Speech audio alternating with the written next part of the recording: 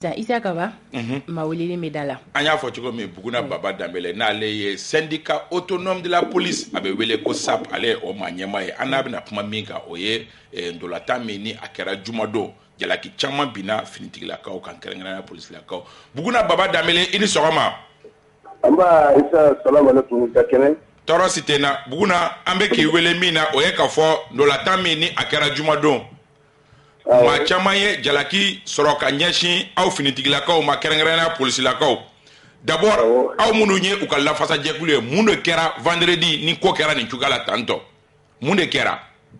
bon nga foli be aw ye me malden bela jene fu ka famul ko mana ne be do kera manton la ya fo tu mina ko mana ke tu la bita so ko yongo do be na me o ta ra ka fo ko adama te mana ka se tuba do ma se para be na ta bulu do para be na ta bi on do parce que c'est réflexion ko na ka para o pe mais yani ana ta ke ko kera wati muna o be mo fara yongo wati muna parce que ne balonta inja te me balonta yere no tuma cha mɔgɔw bɛɛ tun motivé don kosɛbɛ kosɛbɛ bien ko fɔ ni fɛn caman caman fɔra yanni a don cɛ bɛɛ y'a ye k'a fɔ tension dɔ bɛ ko in kɔnɔna na mais an bɛ ala fo k'a barikada fɔɲɔgɔn misɛnmanin minnu kɛra an sera ka kow maîtriser ni ɲɔgɔn cɛ hali n'a sɔrɔ faamuyalibaliya tun nana waati dɔ la bon parce que politiciens fana bɛ yen pour que ka se ka a ka ko labɛn o kɛra ne balidenw fo parce que au moins o mun kɛra ni mɔgɔw bɛ a kuma fɔ n'a sɔrɔ k'a tun ye mɔgɔw tora ka se niveau ma mɔgɔw ka tora ka bati gisuma ye k'a fɔ ko tiɲɛ dɔ tun bɛ kɛ a don mais n'i y'a ye mɔgɔw m'o kɛ o y'a faamuya k'a fɔ mɔgɔw fɔra ɲɔgɔn kɔ k'a sababuya kɛ yanni balontan cɛ bɛɛ ye nin ko in natɔ ye. mais gazi ci bɔra yɔrɔ jumɛn est ce que nin ɲɔgɔnnaw la a recommandé don ka gazi ci mɔgɔw la mɔgɔ minnu n'u ye billet ta ka taa balontan yɔrɔ la walima k'u bugɔ cogo dɔ la mɔgɔw bɛ k'o jalaki de bi gazi ci bɔra yɔrɔ jumɛn est ce que finitigilakaw yamaruyalen ka gazi ci mɔgɔw la mɔgɔ minnu y'u ka billet ta ka taa k'u bɛ taa ndɔlata filɛ. non e b'a kuma fɔ ni ordre tiɲɛna ka ko bila ordre la a ko ka ca a bɛ kɛ gazi ci ye fɛn caman b'a la sensibilisation bɛ yen fɛn caman bɛ yen o ye spécialiste ka baara ye ne tɛ n'an da don o la mais ce qui est sûr n'a kɛra ka ban comme déjà que e bɛ k'a fɔ cogo min na faamaw fana tulo b'a la ni comme kan ka kɛ olu b'o kɛ o tɛ ne ka fɔta ye parce que ne an ka kuma ninnu fana ma dabɔ ka mɔgɔw fana lasi ka bila polisi ka mɔgɔw latini ka bila jamana la o fana o tɛ fɛnɛ ka baara ye. ayi an fana ka baara t'o yɛrɛ buguna. ni ko kɛra enquête bɛ k'a la en même temps e tɛ mun kalama. depuis ko daminɛ fo ka taa ban n ko dɔrɔmɛ tun bɛ sanfɛ ka fɛnw fili. o tɛ tiɲɛ wa. oui. o b'a yɛrɛ k'a fɔ n'i ko k'i bɛ mali polisi bɛɛ jalaki parce que ko polisi dɔ ye ko dɔ kɛ ou bien ko buguna ye ko dɔ kɛ est ce que i tɛ bi dɔn wa. ayi an bɛ vendredi ta kuma de la o buguna. vendredi ta kuma n bɛ k'o de ɲɛf'i ye o e bɛ ka mun fɔ nin k'a fɔ ko ka a jalaki kɛ k'a bonya a tɛ ka bonya ko kɛra cogo min na a kɛra yɔrɔ min na a kɛra kun min na a kɛra kun dɔ de nana n'a ye. allo. bon o ye kelen ye aw minnu bɛ kunnafoniw di aw ka mɔgɔ caman bɛ yen olu fɛnɛ camanba de bɛ yen olu caman ye ne wele u ye fɛn caman fɔ u bɛna n da don o la parce que ɲɛmɔgɔ de b'aw lamɛn mais ce qui est sûr aw ka ala ka carte minnu filɛ nin ye waati dɔ kɛra aw ni gouvernement kelen ni ma fili an ka département kelen ye partis ni fɛnw da aw ma ka organiser presse bɛ don cogo min na lafiya kɔnɔ ka to ka baara kɛ o kɛra waati dɔ la aw tila ka aw sɔnni sigi o de kan journaliste caman bɛ yen activiste caman bɛ yen vidéoman caman bɛ yen u y'u dimi parce que k'u ka accès ma nɔgɔya. o ma kɛ wa. ayi an tɛ journaliste yɛrɛ ta kuma la o population yɛrɛ ye degun min sɔrɔ an b'o de kuma la fɔlɔ sinon anw yɛrɛ ta tɛ o mais bugɔli minnu kɛra ani mɔgɔ minnu banana anw b'olu de kuma la o. o de y'a kɛ wele nana n'aw ka sujet a ko kan mais ce qui est sûr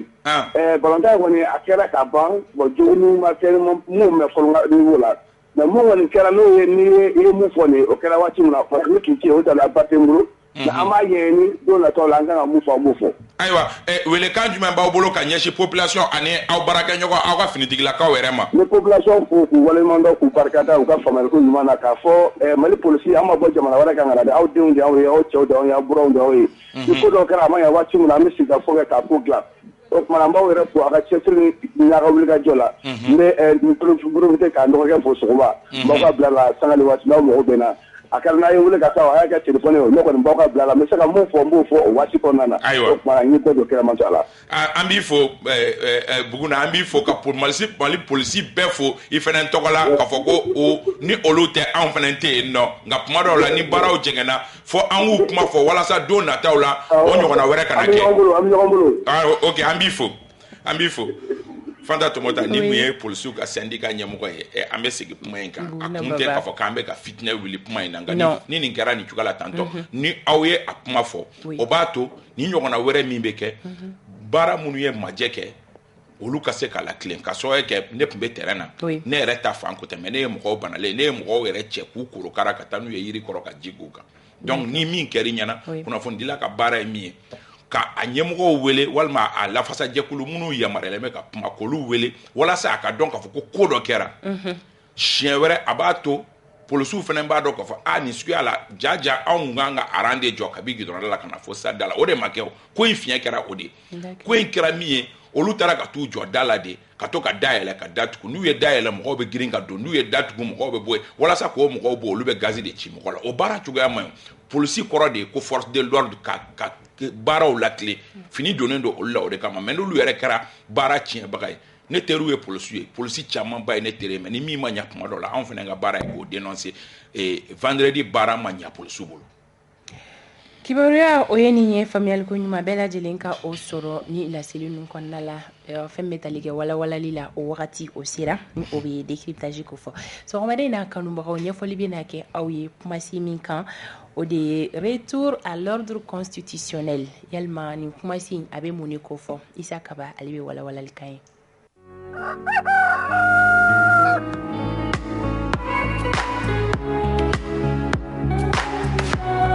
Kaba ye bisimila walawalali kan. Saha Fanta Tomota yani an ka don walawalali kɔnɔ a bɛ kɛ ma wajibi ye kunnafoni dumanba min n'o cunna an yɛrɛ fɛnɛ kan a fɔra ko hɔrɔnya tɛ jɔn bilali fɛ nka fadenya bɛ yen maaw b'a ɲini ka taa ɲɛ o de la groupe Renouveau tɔgɔ la ani auditeurs bɛɛ lajɛlen tɔgɔ la min ni a tɛ kɛ balina ko ye mɔgɔ si bolo o de kɛra ni sibiridonnya in na ka sɔrɔ kɛ bɛɛ lajɛlen b'a dɔn i timina ka di i ka baara in na cogo min mɔgɔw y'a bila bɔlɔlɔw ni fɛnw bɛɛ sanfɛ k'u t'a dɔn k'i bɛ nin kɛ cogo min ko muso ka dɔgɔ i si hakɛ la min bɛ se ka nin ɲɔgɔnna ɲɛ n'a y'a kɛ kalo 1 kalo 2 a laban a b'a fili ka bin ka taa ko wɛrɛ kɛ nka diɲɛ don o don sɔgɔmada fɛ e de kunkolo bɛ mɔgɔw ka télé na o de la jɛkulu dɔ bɛ yen nɔ min sigilen bɛ ka jateminɛ kɛ maa minnu n'olu b'u jɔyɔrɔ fa faso baara la olu ye i dɔ k'i ka baara taabolo jateminɛ k'i fana ni makama ka kan i ni bonya ka kan k'i wele ka jɔnjɔn d'i ma ne yɛrɛ tun b'a kɛnɛ kan siga t'a la ala k'a kɛ hɛrɛ ye k'a kɛ bonba ɲɛbila ye anw b'a fɔ ten tɔ wasolo k'a kɛ bonba ɲɛbila ye ka camanba bila nin fana kɔfɛ jɔnjɔn caman ka sɔrɔ wale ɲuman caman ka sɔrɔ an bɛ auditeurs bɛɛ fo ka sababu kɛ ni olu tɛ anw tɛ yen nɔ siga foyi t'o la n'olu tɛ fiyewu anw tɛ yen nɔ olu de sababu yala ninnu bɛɛ lajɛlen bɛ kɛ o de la ni trophée in ne yɛrɛ kɔni b'a minɛ la k'a dédier an ka auditeurs la Renouveau télévision auditeurs bɛɛ parce que trophée in ye Renouveau télévision de ta ye jɛmukanw bɛ daminɛ ni anw de ye sɔgɔmada fɛ o kɔrɔ ye k'a fɔ ko mɔgɔw bɛ wuli kabi sɔgɔmada fɛ ka Renouveau télévision lajɛ siga t'a la b'u fo Isa Kaba kuma ɲɛna an tun bɛ ka e kɔnɔ komi e jɛmukan ɲɛmaa ye a bɛnnen don e da merci beaucoup jɔnjɔn dibagaw félicitations à nous merci beaucoup an bɛ baromètre maaw bɛɛ lajɛlen fo u ka timinandiya la an bɛ segin ka don an ka bi babu kɔnɔna la Kaba retour à l'ordre constitutionnel an b'a fɛ k'a kɔrɔ dɔn i bɛ taga n'an kelen kelen oui au retour à l'ordre constitutionnel i b'a mɛn kuma caman wagati min ni jamana bɔra a ka sariya minɛn kɔnɔ ka sababu kɛ jamana bɛɛ lajɛlen bɛ lakile ni sariya sunba dɔ de a bɛ fɔ min ma ko constitution dɔw b'a fɔ ko jamana cɛtigɛ jamana yɛrɛ sigilen don sariya sun min kan a bɛ fɔ o de ma ko constitution ni jamana talonna ka bɔ o kɔnɔ o bɛ se ka kɛ ko caman senfɛ a bɛ se ka kɛ fanga dafiri senfɛ walima a bɛ se ka kɛ kalataw yɛrɛ bisibasara kalataw bisibasalen kɔ ɲɛma sɔrɔ a kalataw la o bɛ na ni a ye walima jamana dɔ nana bi aw ka jamana kan k'aw ka constitution yɛrɛ fɛgɛya aw ka sariya sunba fɛgɛya aw ka sariyaw tɛ ka bato b'u bato cogo la walima aw ka jamana fan dɔ minɛna ni aw ka jamana fan dɔ minɛna ke jamana tɛ se k'a ka baara kɛ fantan naani bɛɛ lajɛlen fɛ o bɛ kɛ sababu ye hali o fana na ka jamana sariya sunba fɛgɛya kosɛbɛ ka sababu kɛ jamana sariya sunba bɛ fɛn dɔw de kofɔ minnu ni olu tɛ taa cogoya si la ni jamana bɛɛ lajɛlen tɛ minan kelen kɔnɔ un peuple anw fɛ yen nɔ un peuple un but une fois an bɛɛ bɛ bange cogo kelen na wa an bɛɛ ye hakɛ kelen ye ni o hali o cɛntigɛ fɔlɔ ninnu n'olu sɔsɔra dɔrɔn o kɔrɔ ye k'a fɔ ko sariya sunba donna galama na an bɛ hukumu min kɔnɔ anw yɛrɛ fɛ yan nɔ n'i y'a ta ka jateminɛ en général n'i ye anw bɔlen ye an ka sariya sunba kɔnɔ hors de la constitution a caman kɛra fanga dafiriw senfɛ dɔw bɛ yen u b'a fɔ ko révolution bon olu ye kuma wɛrɛ ye k'a sɔrɔ 91 ta a bɛ fɔ k'a fɔ ko jamanadenw de ye wuli ka jɔ kɛ k'a fɔ k'u tɛ jɛn n'a ye bilen donc olu n'a ɲɔgɔnna o bɛ na ni waleyaw ye min bɛ mɔgɔw bɔ u ka constitution kɔnɔ donc o wagati de i b'a mɛn kuma caman ko a ye segin aw ka sariya sunba kɔnɔ o de ye retour à l'ordre constitutionnel aw ko k'aw ka jamana bɛ mara ni aw ka ni sariya sunba de aw ka sariya sunba ko k'a fɔ ko jamana kuntigi kan ka ta kalata de senfɛ aw ka sariya sunba ko institution seegin de kan ka sigi aw ka sariya sunba ko nin a ye segin o kɔnɔ. Okay. A y'aw ka maires sigi a ye aw ka députés sigi ninnu bɛɛ lajɛlen sariya sunba de y'olu fɔ donc ni jamana bɔra o kɔnɔ dɔrɔn a ye fɔ k'aw tɛ aw ka sariya sunba kɔnɔ n'aw t'a kɔnɔ fɔ aw ka segin aw ka sariya sunba kɔnɔ o de ye retour à l'ordre constitutionnel n'i ye constitution yɛrɛ ta ka jɛ constitution n y'a fɔ n ko jamana sariya sunba de don nka jamana dɔw bɛ yen nɔ ale fɛn in tɛ jamana minnu na o dɔ ye Israël constitution tɛ Israël la. N'i ye Nouvelle-Zélande fana ta ka jɛ constitution tɛ Nouvelle-Zélande Grande-Bretagne constitution tɛ olu fana na mais jamana olu jamanaw sigicogo n'i ye Grande-Bretagne ta ka jɛ o ye jamana kɔrɔba ye min jamana kɔrɔba min ni tabiya dɔw de bɛ yen laada dɔw de bɛ yen nɔ olu sigilen don o de kan u ma a ɲini yɛrɛ ka sariya sunba sigi u sigilen don u ka jamana laada kɔrɔw n'a tariku de kan Israël ye jamana min ni tɔw fana tɛ kelen ye ka sɔrɔ kɛ ale bɔra yɔrɔ wɛrɛ de ka na sigi ale sigi wagati ma bɛn nka ale sigira hukumu minnu kɔnɔ o kɛra sababu ye ale ma constitution yɛrɛ dilan donc olu n'u particularité don jamana dɔw fana bɛ yen nɔ minnu sariya sunba sigilen don fɛn wɛrɛw kan min tɛ constitution i n'a fɔ kuranɛ o jamanaw fana bɛ yen nɔ minnu olu mɔ u yɛrɛ bila baara la ka sariya sunba sigi olu ko ko anw bɛ baara kɛ ni ala kumakan ye ala y'a fɔ cogo min anw ka jamana bɛ labaara ni o ye o jamanaw fana bɛ yen donc bɛɛ n'i ka constitution taabolo don nka anw ka jamana anw ye république ye anw sigilen don constitution de kan a n'a laadaw n'a fɛn tɔw fan ta tɔgɔ. Ok, ka segin ka don an ka sariya sunba kɔnɔna la yalima kaba o kumasen suganti bi mun na mun de kɛra. Mun kɛra o ye k'a fɔ a bɛ wagati jan bɔ CEDEAO mɔgɔw ka communiqué o mana taa ni ka segin kuma o kuma i bɛ nin kuma kelen de sɔrɔ a kɔnɔ retour à l'ordre constitutionnel mais a gɛlɛya ye jumɛn ye kuma yɛrɛ bɛ o de nɔfɛ marabagaw bi ani CEDEAO bi olu ka retour à l'ordre constitutionnel bɛɛ sɔnnen don k'a fɔ ko an k'an ka segin an ka sariya sunba kɔnɔ mais an k'an ka segin hukumu jumɛn kɔnɔ gɛlɛya b'o o niveau de la n'i ye CEDEAO mɔgɔw ka kumaw jateminɛ olu bolo ko ko bɛ kɛ n bɛ segin nin kuma in kan de ko bɛ kɛ ko walasa kow ka ɲa a kan ka kɛ autoritéw de fɛ autorité minnu n'olu taara sariya sunba hukumu kɔnɔ o baara de bɛ ɲa olu bolo par exemple n'i ye CEDEAO mɔgɔ in kan u b'a fɔ k'a fɔ ko n'i ye députéw ye k'u bolonɔ bila sɛbɛn na n'i ye députéw ye ka loi o loi voter o k'a sɔrɔ députéw de don député minnu ni sigidala mɔgɔw ye danaya da o kan olu bolo CNT mɔgɔ minnu bɛ yen bi-bi in na ni u welewelela dɔw taara ka n'u kɛ CNT mɔgɔ ye n'olu ye sariya minnu ta o sariya ninnu olu bɛrɛbɛrɛlen tɛ ten kosɛbɛ o sariya ninnu tɛ sariya kolo girinw ye donc olu fɛ ko kan ka kɛ an kan k'an teliya joona sariya sunba ye min fɔ constitution ko o mɔgɔw sigi danaya dalen don mɔgɔ minnu kan o ka kɛ député ye o ka kɛ jamana kuntigi ye o de la baaraw bɛ ɲa mais n'i ye jamana marabagaw ɲininka bi olu b'a fɔ anw ka jamana tariku y'a yira an na k'a fɔ wagati o wagati ni fangacɛ furancɛ fanga bɛ yen wagati min o de bɛ kɛ sababu ye ka baara dɔw la taa ɲɛ danaya dalen don mɔgɔ minnu kan ni kala taara olu ye gɛlɛya kɛra olu bolo siɲɛ caman baara minnu ni olu bɛ ka boloda tantɔ ka se k'o baaraw kɛ o dɔ ye sariya sunba yɛrɛ falenni ye kabi 1992 fo bi sariya sunba min bɛ yen nɔ mɔgɔ fɛn o fɛn taara kalata senfɛ u bɛɛ dɛsɛra k'u bolo don sariya sunba in na n'i ko k'i b'i bolo don a la kuma o kuma ani gɛlɛyaw bɛ bɛn ani gɛlɛyaw bɛ bɛn kun jumɛn na ka sɔrɔ kɛ minnu fana ni n'olu ye marabagaw ye kuma caman olu ta wagati olu tɛ risque ta o wagati mais mandat bantɔ la n'i ye risque ta o wagati de k'i bɛ n'i bolo don a la ŋaniya wɛrɛw bɛ na mɔgɔw kunkolo la mɔgɔw b'a bila u kunna est ce que karisa tɛ fɛ ka nin de kɛ est ce que o de la san 2017 a gɛlɛyara Ibrahim Boubacar Keïta ma ala ma hinɛ a la o kɛra o ye a la célèbre ba ye an tɛ a banna yɛrɛ créera o senfɛ y'a ye donc o de la retour à l'ordre constitutionnel oui mais faamuyalibaliya bɛ o yɔrɔ de la o de ye ko in yɛrɛ bɛɛ gɛlɛya ye o de la CEDEAO mɔgɔw ko petu ko fo kalo 12 walima kalo 16 nka minnu ye marabagaw ye bi olu ko walasa retour à l'ordre constitutionnel in ka ɲa ko fo k'a di olu ma u ka dɔgɔmani yɛrɛ kɛra kalo 24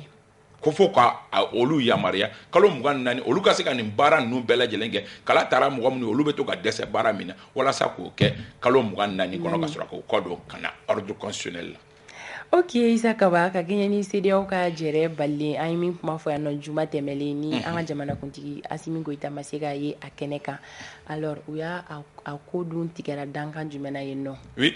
o ko tigɛra dankan min na yɔrɔ an kun ye fɛn saba fɔ n k'o bɛ se ka kɛ an ko fɛn fɔlɔ n k'o bɛ se ka kɛ sanction bɛ maintenir nka kumaɲɔgɔnyaw bɛ to sen na walima fɛngɛ kura bɛ di chronogramme kura bɛ di u bɛ sɔn an ka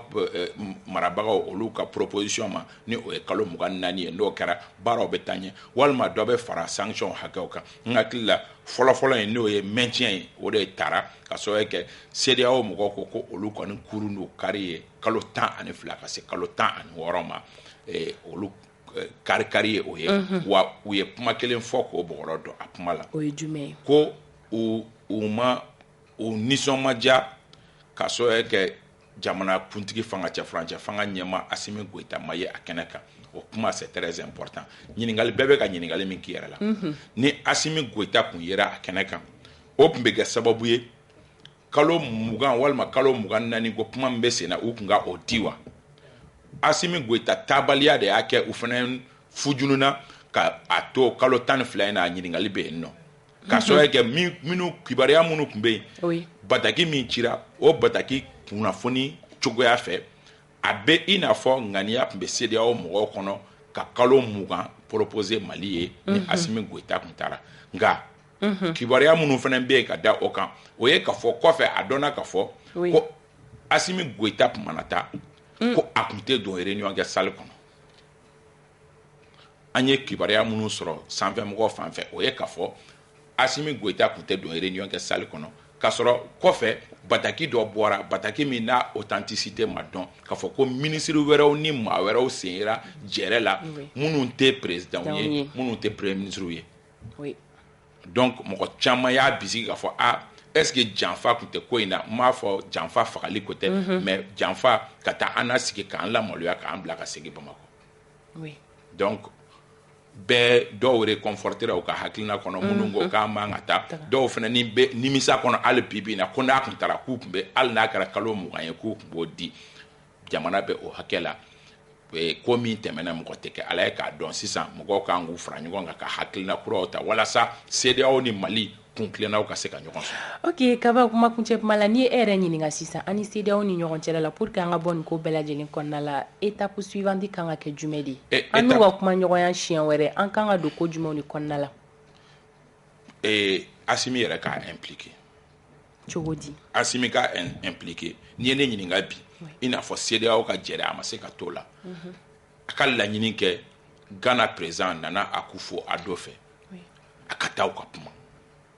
ka kuma sincèrement bi Asimi ye anw ka jamanakuntigi de il peut se permettre ka déplacer ka taa Nana Akufo-Addo fɛ ka taa kuma parce que kumaw ka ca fɛn na karisaw y'an jugu ye karisaw y'an ɲi ye an ka bɔ o kɔnɔ mɔgɔ si tɛ mɔgɔ si jugu ye mɔgɔ si tɛ mɔgɔ si ɲi ye jamana bɛɛ bɛ a ka nafa sɔrɔ sira de ɲini Ghana an ka taa Ghana président fɛ bi e de ye CEDEAO maa ɲɛma ye anw bɛ fɛ ne ni n ka jamanadenw hakilina ye nin de ye an bɛ fɛ aw k'an yamaruya an ka taa kalo 24 walima kalo 20 aw kari ka kɛ kalo 20 ye aw k'o d'a ma walasa an ka se k'an ka nin kɛ mais k'a kɛ ten tɔ dialogue de sourds ye Goodluck bɛ taa Goodluck bɛ na u k'a ta ɲɔgɔn da n'o kɛra a nana Akufo ka kɛ an dɛmɛbaga dɔ ye chef d'état tɔw fɛ an ka bɔ nin situation kɔnɔ ka sababu kɛ UEMOA kuru ye décision min ta Togokaw ko ni sariya ye min fɔ k'olu bɛ don baara kɔnɔ k'olu bɛ n'u ka yɔrɔw dayɛlɛ jamana caman fana bɛ yen nɔ minnu b'u ka yɔrɔ dayɛlɛ a bɛ sɔn ka se hali CEDEAO yɛrɛ lamaloyali ma sɔnni an ka organisation kelen min bɛ yen nɔ yanni o fana ni crédibilité ka taa nin crise in senfɛ bɛɛ k'i fara ɲɔgɔn kan an fana ka effort kɛ baaraw ka ɲɛ walasa an ka bɔ crise in kɔnɔ délai dɔ ka sɔrɔ baara ka daminɛ an ka taa élection na ka segin retour à l'ordre constitutionnel i b'a fɔ k'an ka sujet ye min Ndalen b'a la k'a fɔ kaba i ka nin proposition ɲuman in a bɛ na bin jamana marabagaw tulo kan an dalen b'a la fɛnɛ u bɛ na ta en compte o bɛ dan sigi sɔgɔmaden na jɛmukan na o min yɛrɛ y'a sɔrɔ la wagati ale banna waati banna an bɛ foliba di an kɔrɔkɛ Modibo Mawo Makalu ma an b'ale kɛ an ka bi foli belebeleba ye ka sɔrɔ wagati o wagati n'an y'a dɔn k'olu bɛ k'an lamɛn o b'a rasiri foyi t'a la an ka foli bɛ k'a Makalu ka kanubaga i félicitations k'o fara kan mɔgɔ caman bɛ ka félicitations ci ma ko n k'a ci ma siga t'a la mɔgɔw bɛ ka message ci n yɛrɛ ma ko n ye bɛɛ lajɛlen ka message ye n ye félicitations minɛ a diyara n ye kojugu merci beaucoup ala ka an bɛɛ lajɛlen to ɲɔgɔn bolo an bɛ bi jɛmukan datugu yan yɔrɔ la k'an ka dibila baarakɛbagaw bɛɛ lajɛlen fo k'u ni timinandiya nɛgɛ kaɲɛ 9 Adel Samaki ale bɛna dugu kunkan o kɛnɛ sigi sini sɔgɔma ko kura ni ala ma basi foyi k'an na 7h15 an bɛ ɲɔgɔn lasɔrɔ kibaruya wɛrɛw kɛnɛ kan ala ka tile yɛrɛ